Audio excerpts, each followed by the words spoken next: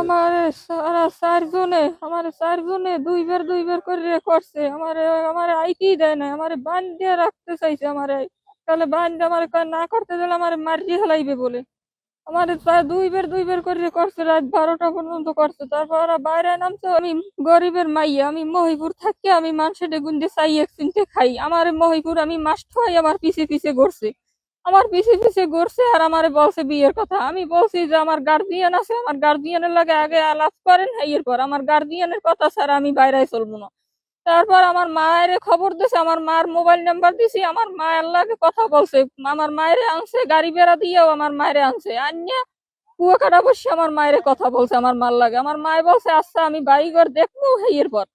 এরপর আমার মায় গেছে বাড়িতে। আমার মায় বাড়িতে গেছে পর আমার আর ভাই আছে ঢাকা থাকে, শামিম। এই ভাইয়ের সাথেও আমার লাগে কথা বলছে। ভাইও আমাকে বলছে যে এই আমার শামিম, হ্যাঁ তার ভাই, হিরুনের ভাই শামিম।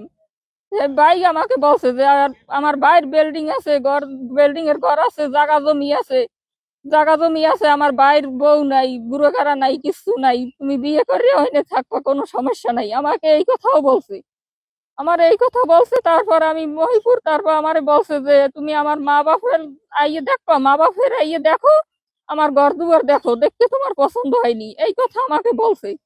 এই কথা বললে আমি আসরের সময় মহিপুর দিয়ে মেলা করছি। আমার তার গাড়িতে করে আমাকে নিয়ে আসছে। তার গাড়িতে করে নিয়ে আসছে। নিয়ে আসতে আইতে আইতে রাত বেজে 9টা। এইকালে আমার নিয়ে এসে ঘরে উঠাইছে, খালি ঘরে উঠাইছে। আমি জিজ্ঞেসি মা বাপ কই?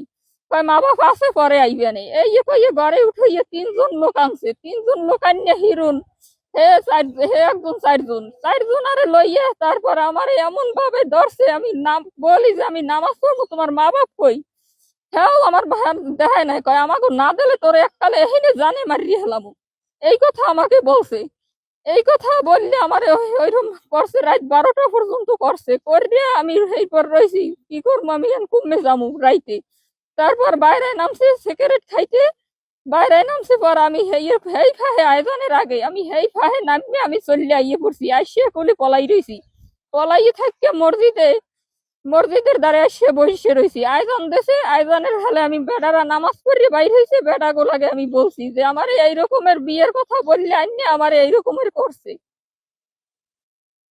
এখন আসলে কি চান? ওই যে আমি চাই, আমি আর বিচার চাই। চারজনকে আপনি কি চেনেন? তিনি হিরোনের চিনি, আরো 3জনারে দেখলে চিনবো, নাইলে চিনবো না। আমার মা দিছে বিয়ে করতে চাইছে হিরোন। হে বিয়ের কথা বললে আনছে। হিরণ আপনাকে বিয়ের কথা বললেন? হ্যাঁ মানে আপনাকে সরাসরি মহিপুর থেকে এইখানে নিয়ে আসছে হয়, তো? মহিপুর থেকে এখানে নিয়ে আসছে তার গাড়িতে করিয়া। তারপর তখন তো আসলে এই ঘটনা ঘটলো, বিয়ে হলো না, আসলে এখন কি চান আপনি? আমি আর বিচার চাই। আমি ওর সাথে বিয়ে বমু না, আমি আর বিচার চাই। হিরণের কি আপনি চিনতেন? হিরণের অনেক আগ থেকে? সম্পর্ক কতদিন আপনাদের? হিরণের তিনি ওই মহিপুর বসে আমার লাগে কথা বলছে। ওই আমার মার লাগেও দেখা করছে, আমার মার লাগেও কথা বলছে। বাড়ি বলছে এই পথা করাইলে। আমি বাড়িতে আর আসি নাই, আমি এই আসছি। আমি আর কোনো সময় আর আসি নাই। আপনাদের সাথে এই সম্পর্কটা কতদিন যাবত চলে? পরিচয়ের সাথে পরিচয় হয়েছে এই 15-20 দিন হয়। আমার লাগে ওই কথা বলছে। আমি আমার গার্জিয়ান, আমার মা বাড়িতে আসছে, সেইকাল আমার মায়ের ধরাই দিছি। এই 5-6 দিন আগে আমার মার লাগে দেখা টাকা করে কথা বলছে। এই এলাকাটা কি হয়েছে? হিরণ প্রতিদিন বাড়িতে মেয়ে না এরকম কাজ করে পোলাপান দিয়া। এই বিষয় আমি চাই যে হিরণের যেটা বিচারের শাস্তি হওয়া উচিত ওইটাই যেন হয়, আমি খুশি হব। আমি না, এই এলাকার সবাই খুশি হইবে। যার শাস্তিটা যেন সঠিকভাবে হয়। আমার মিথ্যে একটা নিয়ে আমার বাস থেকে আছে যাইয়া টানিবে নিয়ে ঘরছে, আসলে মিথ্যে মাইর দিয়ে করে। কে? হিরো। হ্যাঁ, তারপরে একটা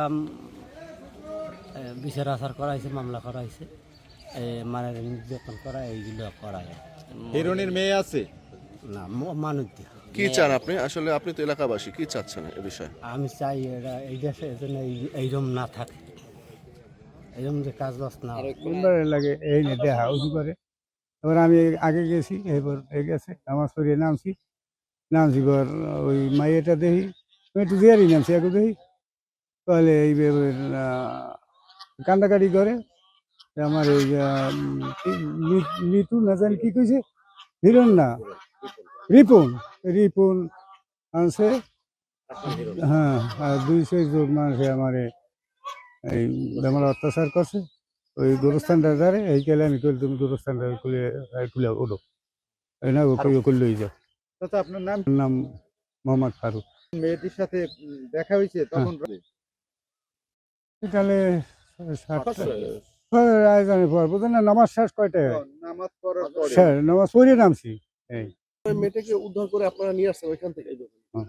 আমার সকালে একজন ফোন দিছে যে দফাদার আমাকে গ্রামে একটা মেয়ে আনছে, অমুক অমুক অমুক, নাম কইতে পারে না, মেয়েটা অসুস্থ, অমুকখানে পড়ে রয়েছে। তাই এবার আমি আসলাম, আইসা দেখি যে এই দোকানে অবস্থায় পড়ে আছে। এই তারিখ জানি। এই আপনি তো দফাদার, জি, আপনি এই বিষয়ে কোনো থানা পুলিশকে জানাইছেন? আমি আসার পর আমি থানায় জানাইছি। জানার পরে কি বলছে থানা থেকে? থানা থেকে বলছে যে স্যারে বলছে যে ওদের গার্ডিয়ান আইছে। আমি কি আইতেছে? ঠিক আছে, গার্ডিয়ান সহ নিয়ে আসো।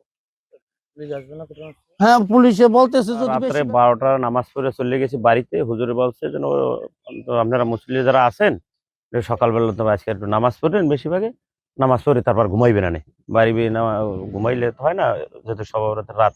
তা আমরা আবার নামাজ পড়ে প্রায় 10-15 জন মুসল্লি নামাজ পড়ে মোচে সামনে বাইরে এসে করি, এ মাথারি কান্দে কেটে পড়ছে, এইরকম আমার ধরছে।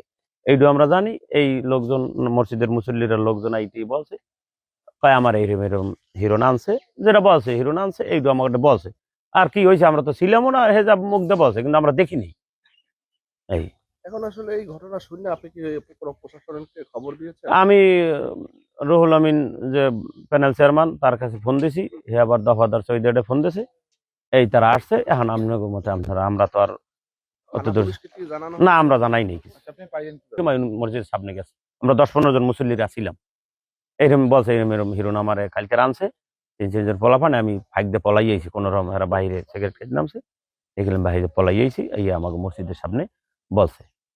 ইতিমধ্যে রয়েছে আমি বরগুনা তালতলী উপজেলার যে থানা থেকে। আমরা দেখেছি বরগুনা তালতলীতে যে আলোচিত ঘটনা, শবে বরাত রাতে যে বিয়ের প্রলোভন দেখিয়ে বাড়ি দেখার কথা বলে এনে একটি মেয়েকে 4 জনে মিলে ধর্ষণ করা হয়, সেই প্রধান আসামি আজকে গ্রেপ্তার হয়েছে। আমরা দেখেছি পটুয়াখালী র্যাবের হাতে, পরবর্তীতে তালতলী থানায় পাঠানো হয়েছে। বড়পাড়া গ্রামে এই গ্রেপ্তারকৃত আসামি হেরোনের বসত বাড়িতে একটা ধর্ষণের ঘটনা ঘটে।